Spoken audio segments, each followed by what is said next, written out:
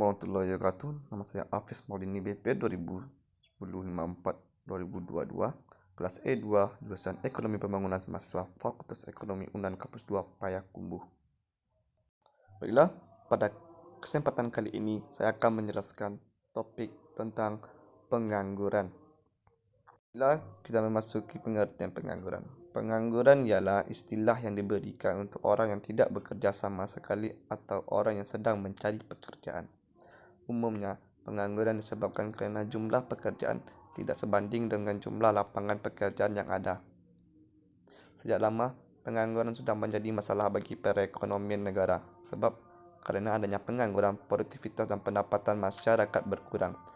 Akibatnya, timbullah kemiskinan dan masalah-masalah sosial yang lainnya yang timbul akibat pengangguran ini terjadi. Penyebab terjadinya pengangguran ialah biasanya angkatan kerja tidak seimbang dengan kesempatan kerja. Kedua, rendahnya keterampilan dan tingkat pendidikan. 3. Kemajuan teknologi. 4. Resesi ekonomi. 5. Pemanfaatan tenaga kerja antar daerah tidak seimbang. 6. Kebijakan pemerintah menghentikan pengiriman TKI ke luar negeri.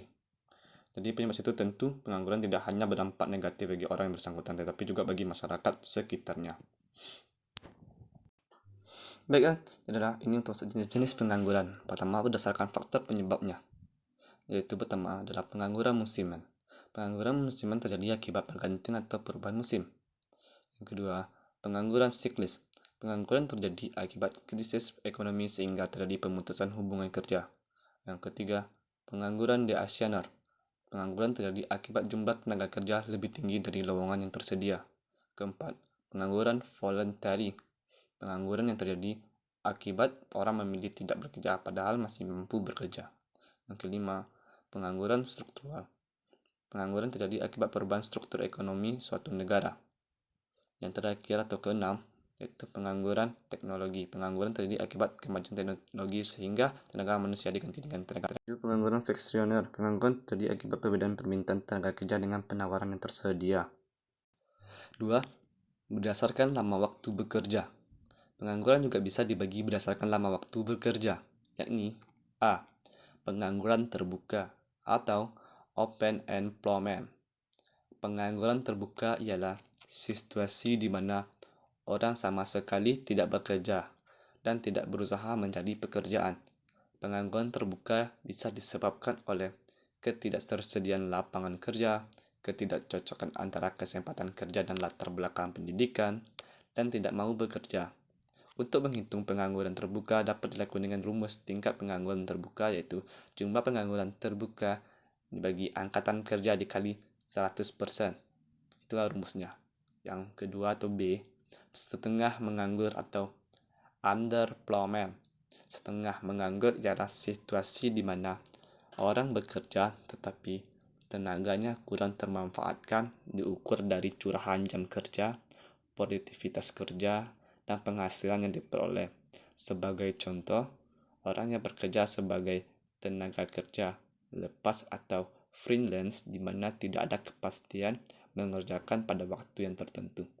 Untuk menghitung besar tingkat setengah pengangguran dapat dilakukan dengan rumus, yaitu bekerja kurang dari 35 jam per minggu per angkatan yang kerja atau dikali dengan 100%.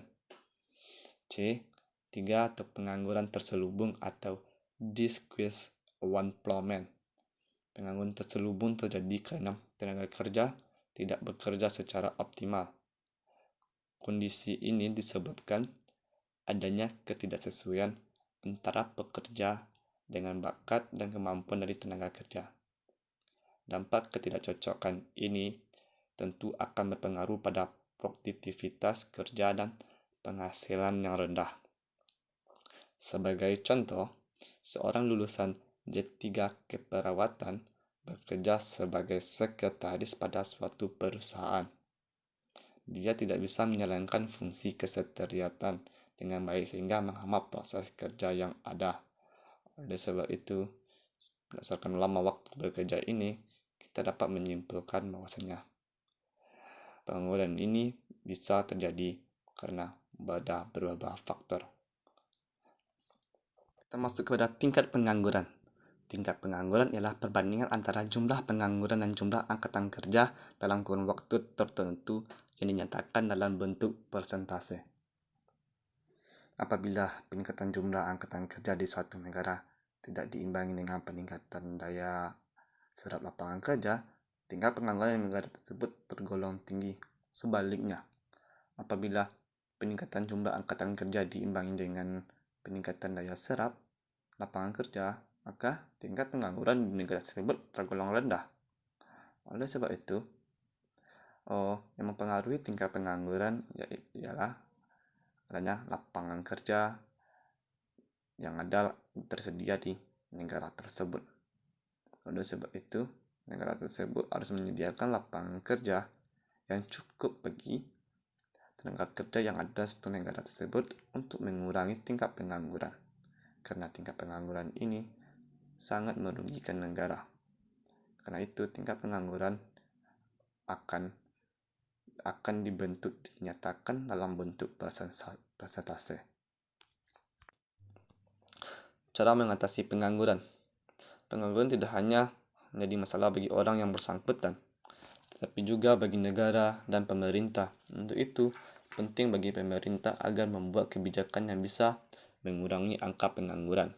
Misalnya saja kebijakan seperti yang pertama, perluasan kesempatan kerja melalui perluasan produksi, peningkatan investasi, penyediaan prasarana, peningkatan ekspor, dan penerapan program padat karya atau melibatkan banyak tenaga kerja dalam melakukan suatu produksi. Yang kedua, mengurangi urbanisasi guna mencegah pengangguran di kota besar. 3. Penggunaan teknologi yang tepat yang sesuai dengan teknologi yang sifatnya padat karya. 4. Memperbaiki mutu pendidikan yang menciptakan keseimbangan antara dunia kerja dan dunia pendidikan. Yang kelima, pengendalian laju pertumbuhan penduduk melalui program keluarga berencana atau KB. 6. Atau terakhir, penyediaan informasi tentang kebutuhan tenaga kerja melalui kerjasama dengan perusahaan dan kampus dalam melaksanakan kegiatan job fair and magang. Itulah cara mengatasi pengangguran yang dimiliki oleh pemerintah. Mengatasi pengangguran itu harus dilakukan secara maksimal supaya pengangguran yang ada di negara tersebut akan berkurang. Berkurangnya pengangguran akan membuat beban pemerintah lebih ringan. Itulah sebabnya seluruh masyarakat harus memiliki skill untuk bekerja supaya suatu pekerjaan atau lapangan kerja sesuai dengan skill kita dan pekerjaan tersebut akan nyaman dilaksanakan. Baiklah, kesimpulan kita bisa ambil dari topik pengangguran yaitu bahwasanya pengangguran di Indonesia sangat tinggi dan harus segera diatasi karena akan berdampak pada perekonomian negara dan kualitas penduduk di Indonesia. Saran saya untuk mengatasi masalah pengangguran yang ada di Indonesia yaitu pemerintah harus menyediakan lapangan kerja yang lebih luas supaya pengangguran di Indonesia berkurang, dan pemerintah juga harus menyediakan pelatihan kepada para penganggur agar mereka mendapatkan keahlian di bidang masing-masing. Dan saran untuk masyarakat Indonesia yaitu harus memiliki pendidikan agar Indonesia menjadi negara yang berkualitas dan mengurangi tingkat pengangguran yang ada di Indonesia. Itulah kesimpulan saran saya dari topik di atas. Baiklah, terima kasih kepada teman-teman yang sudah menonton video saya. Saya akhiri dengan assalamualaikum.